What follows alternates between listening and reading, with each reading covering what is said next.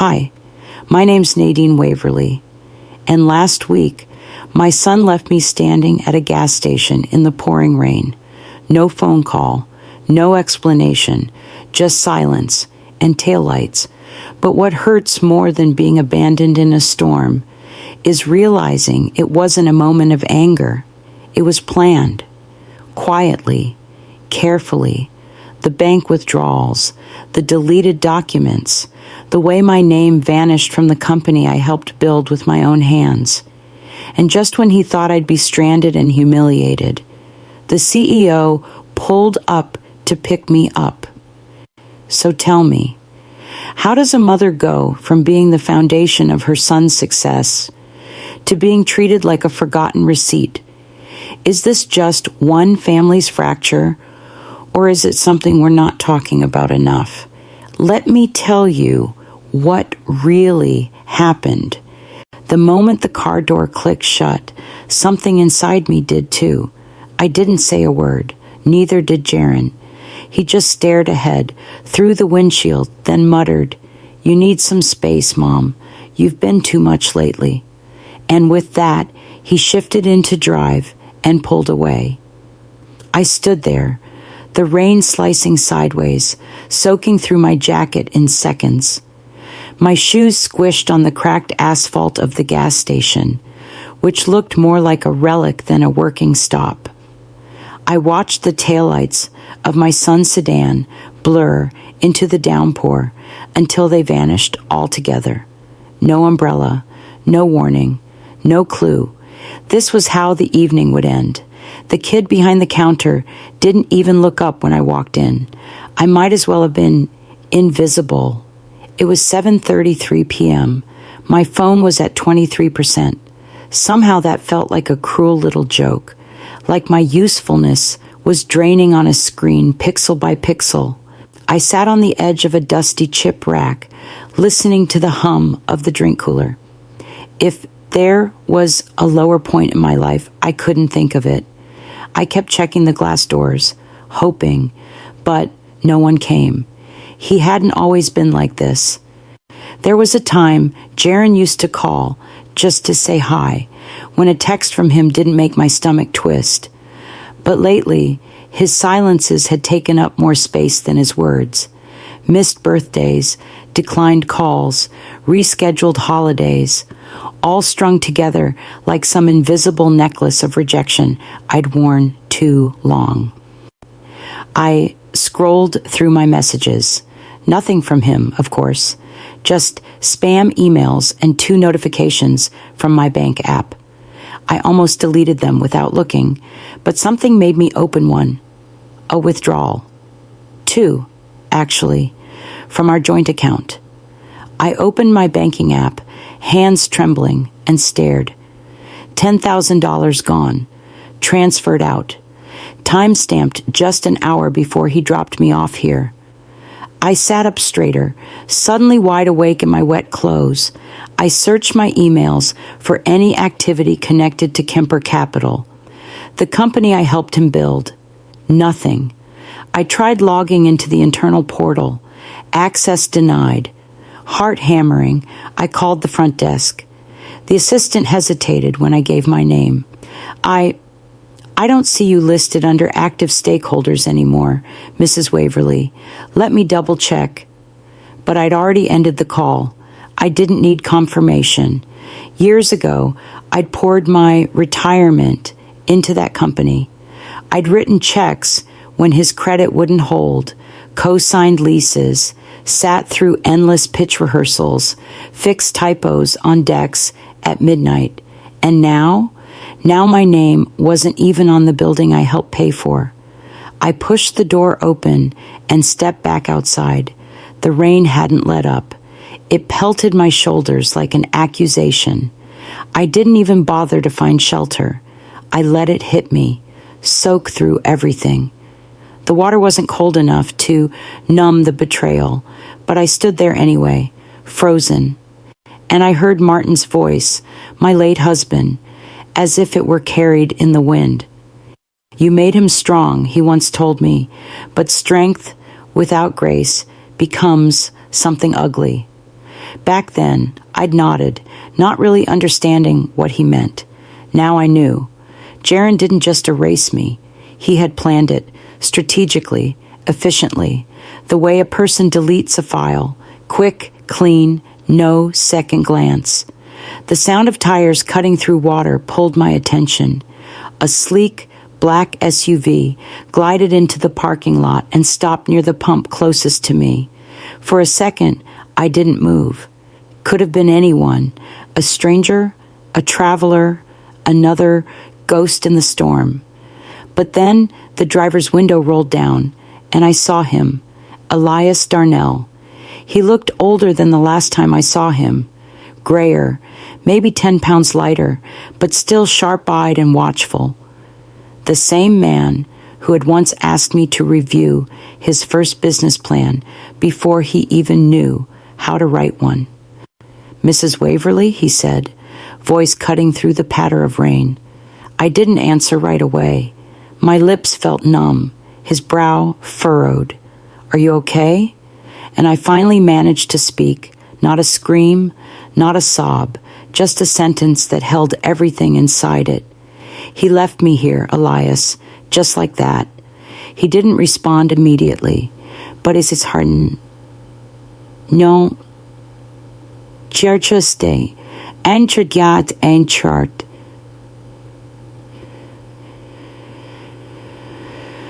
Onkunai and SS. Frau by NTA and say. He didn't respond immediately, but his eyes hardened. Not at me, but for me. Elias stepped out of the SUV with the kind of stillness that makes people pause without realizing why. His shirt was damp at the shoulders, collar slightly crooked from the seatbelt, but he looked composed. No umbrella, no fanfare, just the quiet authority of a man who still knew how to read a room. And maybe, more importantly, a person. I hadn't seen him in 3 years? Maybe 4. But he still said it like always.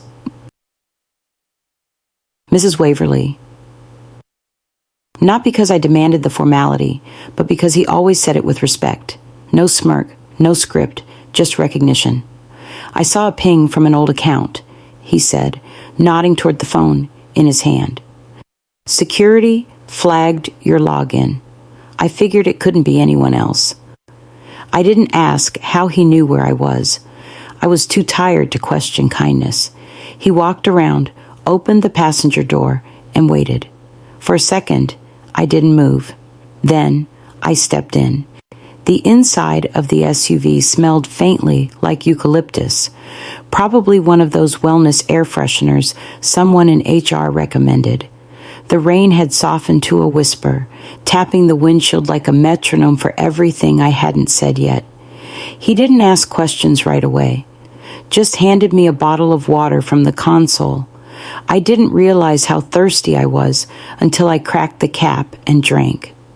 "It's still hard to believe," he finally said, eyes straight ahead. "He left you just here." I didn't look at him. I guess it was easier than facing me with the truth. He nodded slowly. "I always admired how you carried the weight in silence." Maybe he thought silence meant surrender. I let that hang in the air between us, because there was a time, years ago, when that silence had been a gift, a way to shield Jaron's ego while he grew, a way to keep peace in the family. But peace built on erasure isn't peace. It's extinction. "You remember," I said, voice low. "That first summer?" He smiled faintly. "You taught me how to build a budget forecast using nothing but 3 markers and a whiteboard." I let out a small laugh, the sound awkward and raw. It was strange, the things you remember. Not the big moments, the pitch decks, the launch party, the press, but the quiet ones, like the night Martin read aloud from that letter, the one he'd written after our first board meeting. He had poured himself a whiskey, sat at the kitchen table, and made me sit across from him while he read every word like it was scripture. "You have a mind like a map," he said, reading aloud. "But maps only matter if someone bothers to follow them. If Jaron ever forgets that, don't let him rewrite it." I still carried that letter. Folded so many times, the paper was thinning. The ink faded in parts, smudged from the time I cried over it at the funeral. I reached into my bag and held it between my fingers now, tracing the edges. "I didn't forget," I whispered. "I just didn't think I'd have to remind anyone." "I never wanted the spotlight," I said, eyes fixed on the road ahead, not the titles, not the credit. I just wanted him to succeed without losing himself along the way. Elias was quiet for a long moment. Then he said something that lodged deep. Sometimes silence protects them. Sometimes it dooms them. And it hit me. How long I'd stayed silent. Through the restructuring. Through the marketing campaign that erased my face from the founding page. Through the gala invite that never came. Through the dinners where I was introduced as his mother, but never his partner. I'd given him my name, my money, my blueprint, and he gave me back absence. "You know," I said slowly, "I signed away every right when we restructured for funding because I believed in family unity." Elias finally turned to me. "That belief is your strength, Nadine, but it shouldn't be your undoing." We came to a stop at the edge of a traffic light. He glanced over. "I'll take you home," he offered, gently. I shook my head. "No, there's somewhere I need to go first." His eyebrows lifted, but he didn't push, just tapped his blinker and turned toward the heart of the city. I unfolded Martin's letter, set it gently on my lap. "I didn't protect the business," I said. "I protected the boy, and now I need to protect myself." "Let's go," I told Elias. "I think I've been quiet long enough." The morning came quiet and gray, that sort of muted Seattle sky that always feels like it's apologizing for something. I woke earlier than usual, not because I couldn't sleep. I did, surprisingly, but because silence doesn't hide as well in daylight. I padded into the kitchen, set the coffee to brew, and stared at the photo frame above the counter. It was from the early days, a company launch event in a rented co-working space where everyone had champagne in plastic cups and promises were cheap. My smile in that picture had once been printed in a trade magazine, but months later, a revised version made its way onto the company's investor deck. Same backdrop, same people, same lighting, except I wasn't in it. I checked my email while the coffee percolated. No messages from Jaron, no calls, not even a "you okay?" after dropping me like luggage the night before. I wasn't surprised.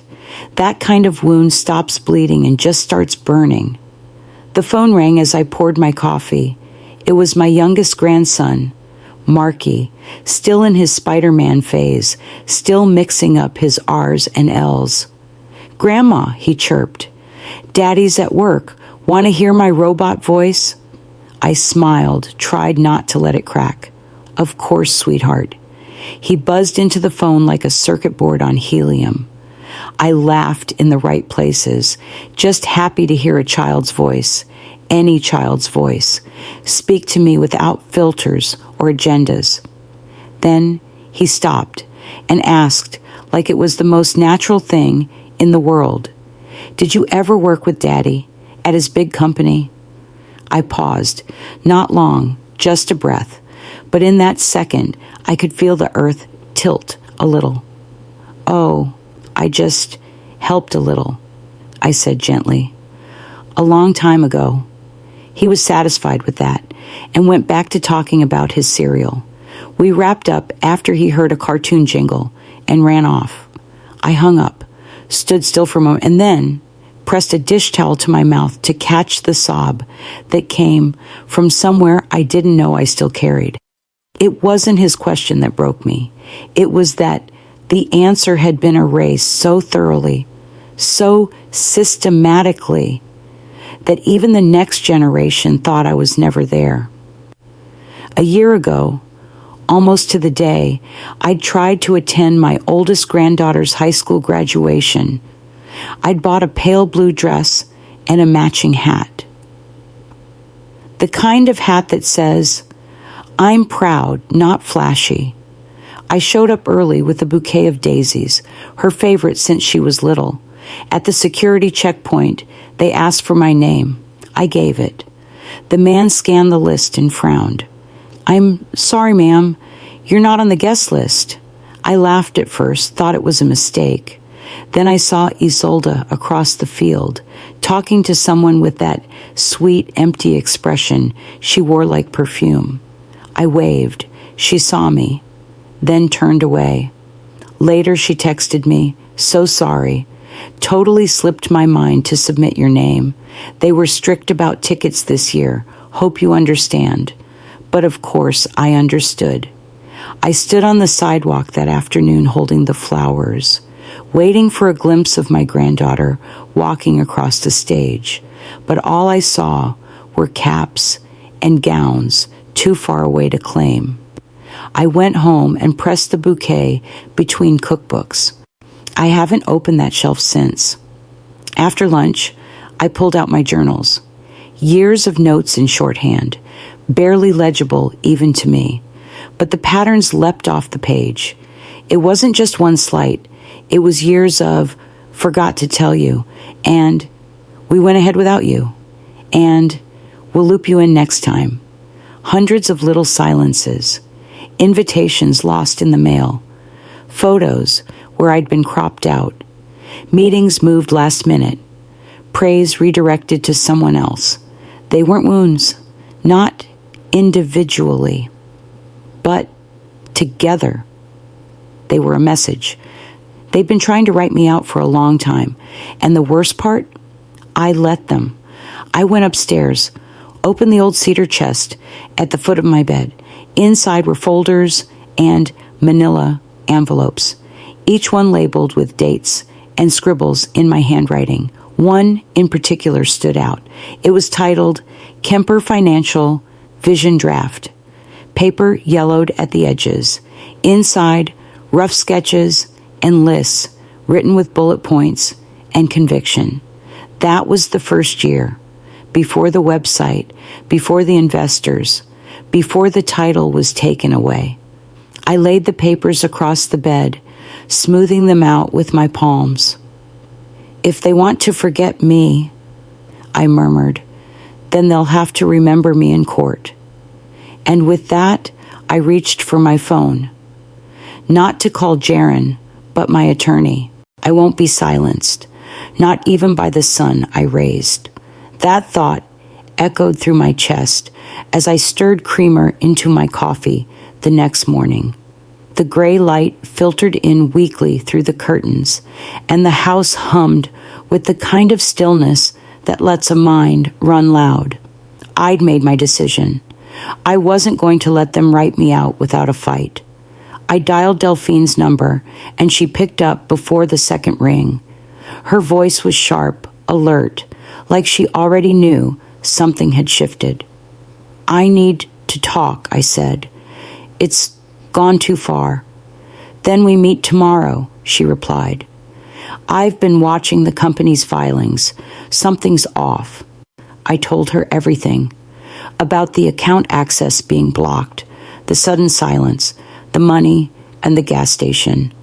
She didn't interrupt once.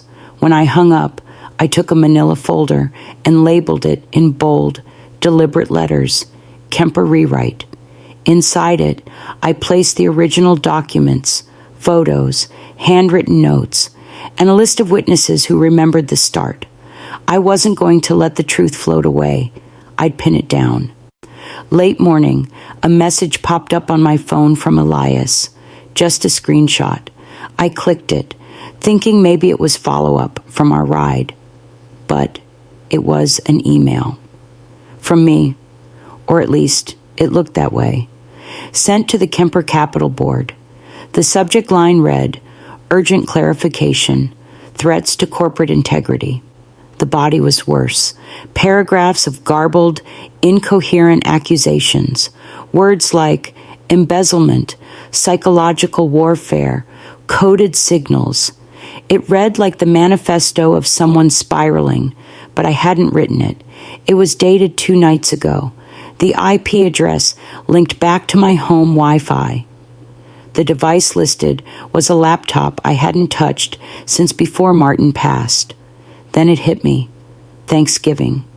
Jaron had visited, stayed long enough to fix my router. I remember watching him hunched over my desk, typing, smiling at something I couldn't see.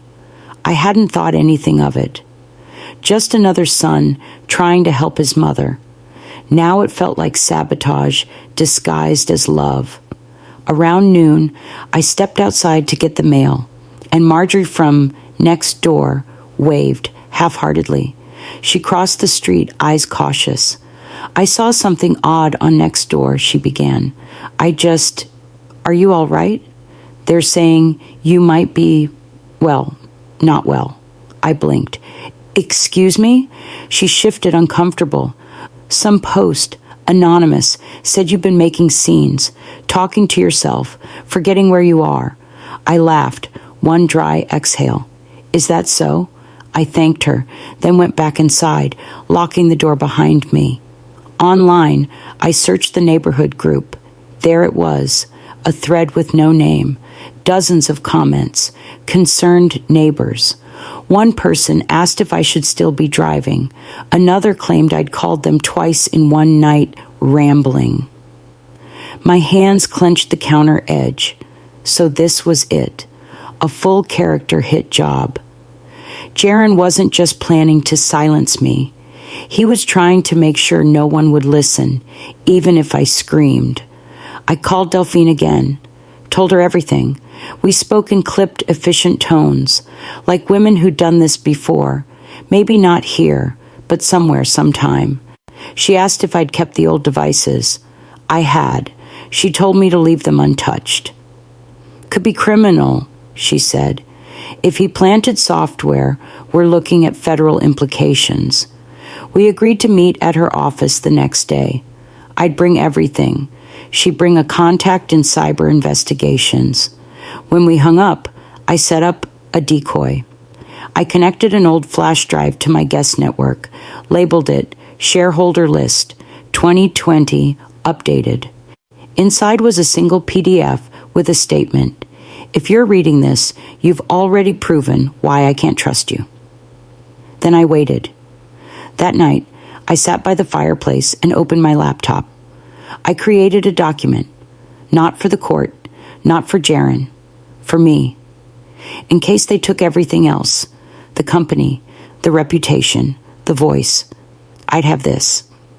I wrote out the timeline, the investments I made, the meetings I attended, the nights I stayed up building presentations. I included emails, photos, contracts. Then I scheduled it to auto-send to Delphine, to Elias, to my own private account, just for backup, just in case, because the one thing I knew now, more than ever, was this: if you don't protect your story, someone else will write the ending for you. But this time, I'll be standing right behind the screen when they do. I left the kitchen light off as the sun dipped lower, throwing long shadows across the hallway. The house was quiet, not the peaceful kind, but the kind that comes after a storm that isn't finished yet. In the back room, the old filing cabinet waited like an artifact from a life people assumed I'd boxed away. I knelt beside it and ran my fingers along the metal edge before opening the top drawer. It screeched, protesting, like it hadn't been touched in years. Fair enough, it hadn't. The folders were exactly where I left them, color-coded, labeled in my hand, even the tape on the sides curling with time.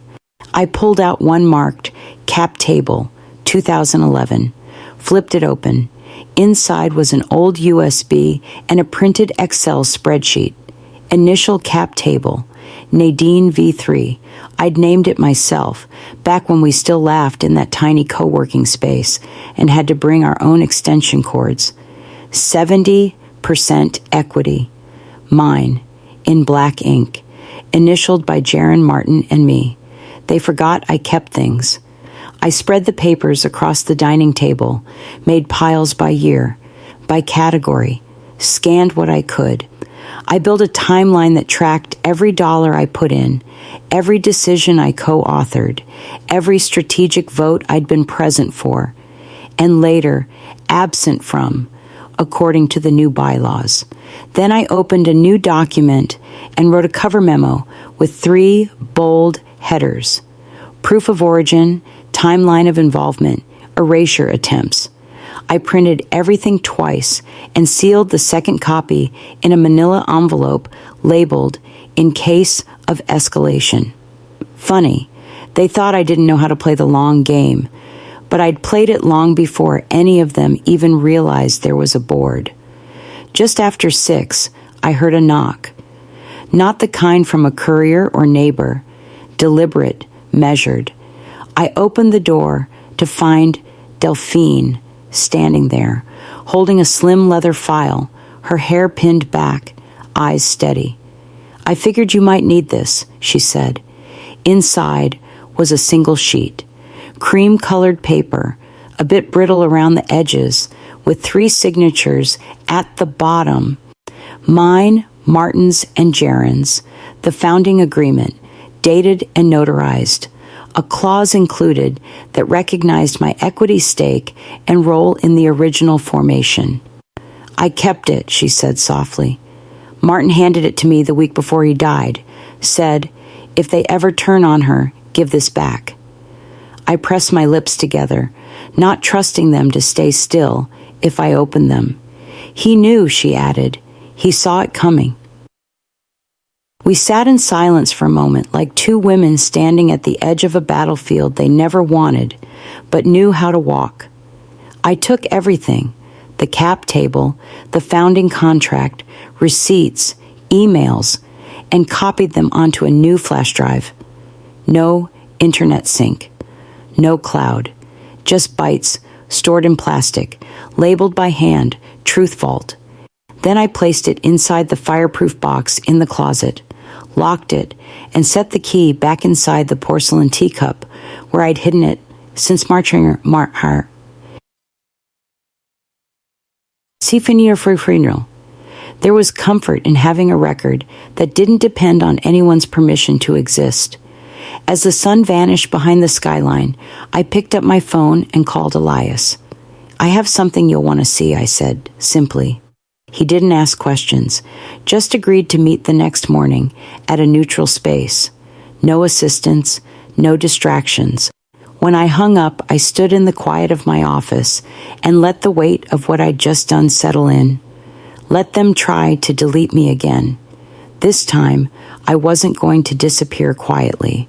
I wasn't surprised when the news came from a local tech blog, not a phone call or an email. Jaron was being honored as Visionary Founder of the Year at a gala hosted by Darnell Kemper Financial. The headline called him a self-made force and credited him with transforming a modest startup into a rising star in Pacific Northwest business. They didn't mention who funded that modest startup or whose kitchen table it began at. There was no invitation, no courtesy note, nothing. I reread the headline 3 times. Then I stood up, walked to my closet, and pulled out the navy blue pantsuit I hadn't worn since Martin's funeral. It still fit. I wasn't dressing to impress.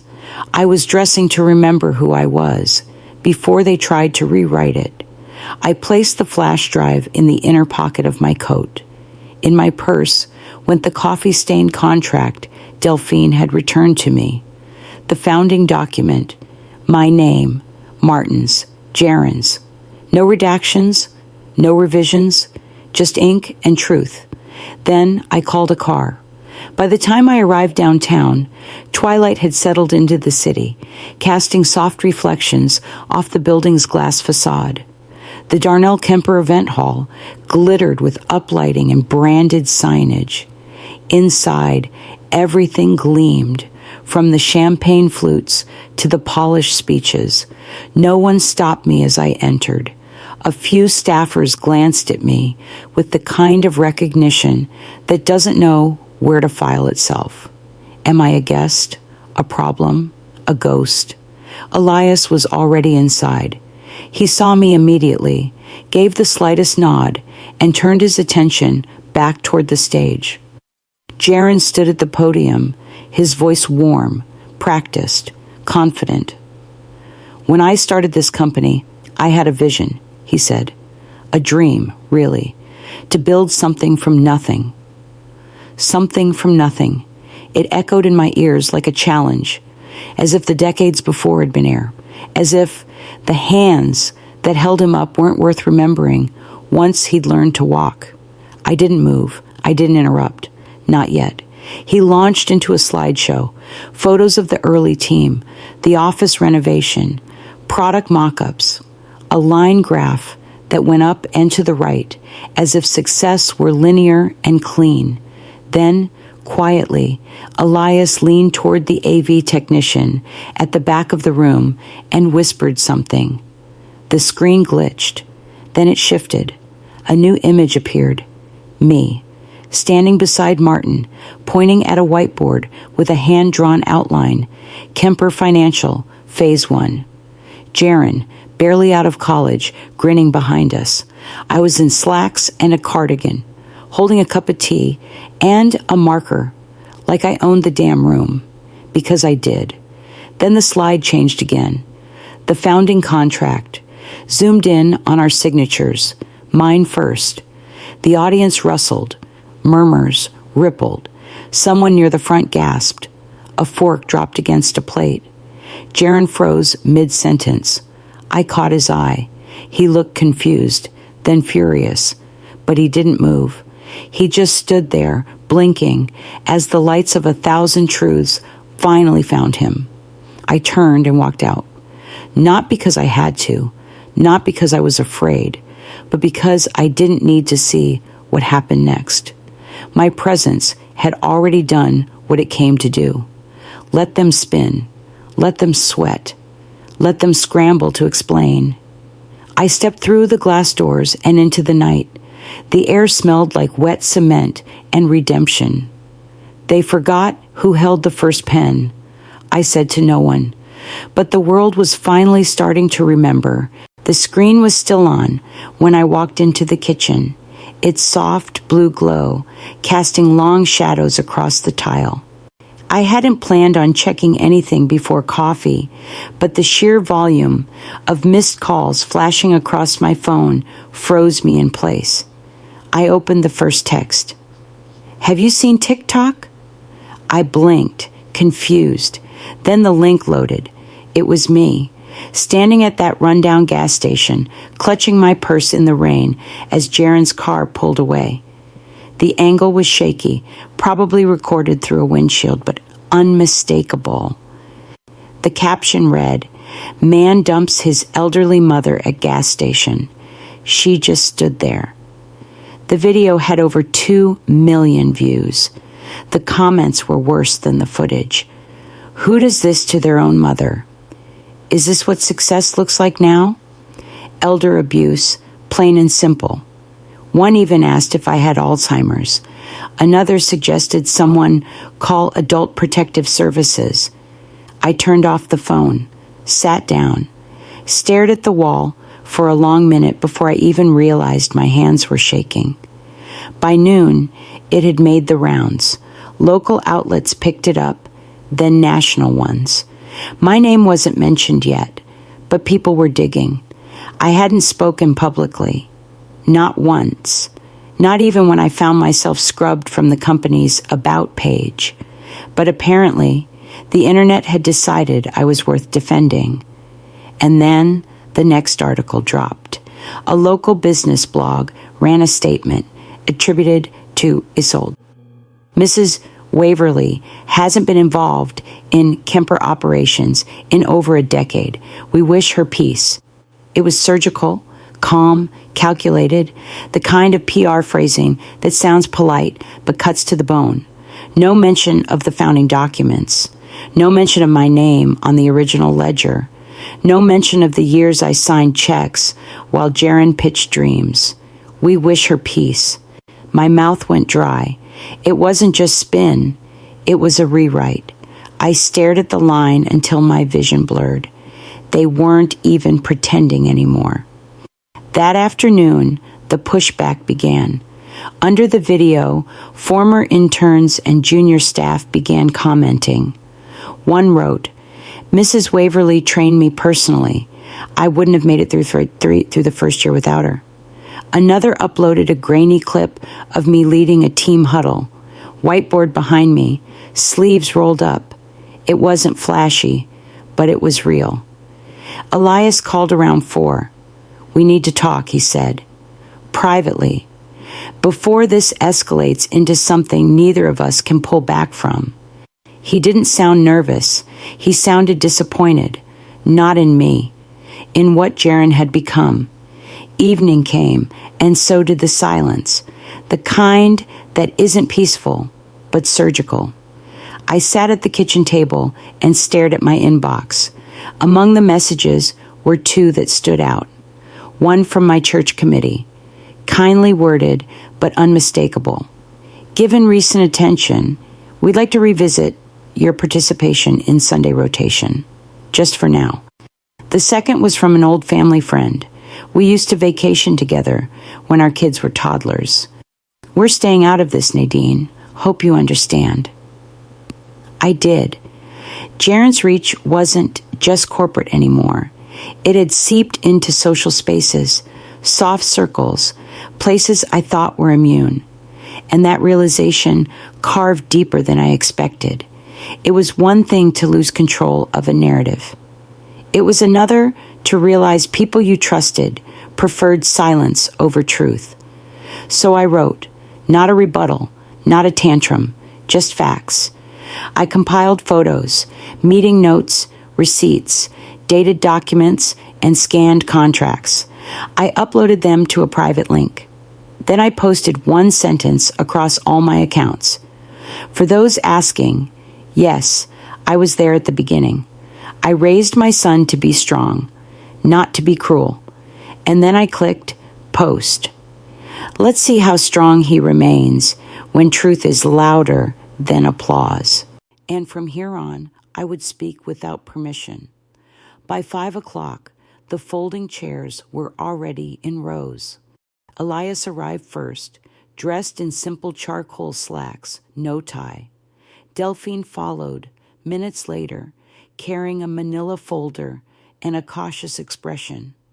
We didn't speak much. We didn't need to. The community center was humble, beige walls, humming fluorescent lights, and a portable screen someone from maintenance had patched together with duct tape. No podium, no stage, just truth, and a room full of people willing to listen. 3 reporters had shown up, one from the city paper, one from a local blog, and a third I didn't recognize, but who reminded me of someone I might have once mentored. At the back of the room, a phone, balanced on a small tripod, streamed everything live. I hadn't hired a PR team. I didn't bring a lawyer to speak for me. I was there to tell my story in my own voice, no filter, no revisions. I began not with words, but with footage. Elias dimmed the lights, and the screen lit up with grainy video. It was an unreleased interview, a time capsule from over a decade ago, with Martin and me sitting side by side in folding chairs, talking about our hopes for the company we had helped Jaron build. Martin was animated, hands moving as he spoke of ethics, of grounding growth in legacy. I sat quietly beside him, only interjecting when asked, "What do you want people to know about your role?" My voice, younger, steadier, replied, I want them to know that strategy isn't about control. It's about shaping possibilities. The video ended with our signatures appearing on screen, mine and Martin's. Below, the words co-founders. No music, no voiceover, just ink and truth. When the lights came up, the room was still. I stood, no notes, no script. I stayed quiet because I believed in something bigger than credit. I began. I believed that building a family and building a business could be the same act, if done right. I spoke of long nights, of risking retirement savings, of guiding teams when Jaron needed a face of calm while he learned to lead. I told them I had no regrets about giving my son my trust, only about what he did with it once he thought he no longer needed me. I didn't remain silent because I was afraid, I said. I stayed silent because I believed in my son's potential more than I believed in my own pride. There was a heaviness in the room that felt less like pity and more like reckoning. And then I said it. I no longer need anyone's permission to exist in the story I helped write. A hand rose in the second row, a young woman with a press badge, early 30s maybe, blonde hair tucked behind one ear. If he were watching now, she asked, what would you say to him? The room held its breath. I looked straight into the phone lens, streaming across the internet, and let my answer find its form. No one climbs to the top without standing on someone else's shoulders. But it takes a coward to pretend the shoulders never existed. There was no applause, just quiet, which felt louder than anything I'd heard in years. Afterward, people began to rise. Chairs scraped softly against the floor. A few reporters asked for follow-ups. I declined them all. Elias approached, gave a respectful nod. Delphine took my hand and gave it a squeeze, not in sympathy, but solidarity. I walked to the back of the room, where the live stream phone still rolled.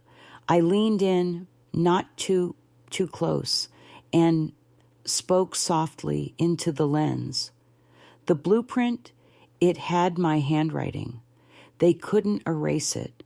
1 week after the press conference, I sat across from Delphine in a quiet legal office that smelled faintly of furniture polish and old carpet. The blinds were half drawn, and the hum of the fluorescent lights above us filled the silence between signatures. Elias was on the screen, joining by video call from New York. He wore a navy pullover instead of a suit. His way of signaling this wasn't business as usual. The board voted unanimously, he said. Your name will be reinstated in all founding records, and we've also approved the establishment of the Waverly Trust. He paused. It's designated for women entrepreneurs over 50, looking to start late. Delphine slid the final papers toward me. My pen moved with steady hands. I wasn't signing for revenge. I was signing to ensure no one else had to fight this hard just to be remembered. For the first time in years, I felt like a builder again. 2 days later, a certified envelope arrived at my door. The handwriting on the front was unmistakable. Jaron. I let it sit on the table for hours. When I finally opened it, the first line read, "You made me feel small. I had to build something that was mine." That was as far as I got. No apology, no acknowledgement of harm, just explanation wrapped in ego. I folded the letter neatly and placed it in a drawer, not out of sentiment, but because I didn't want to forget the exact words he chose. They told me everything I needed to know. By Thursday, the doorbell rang more than once.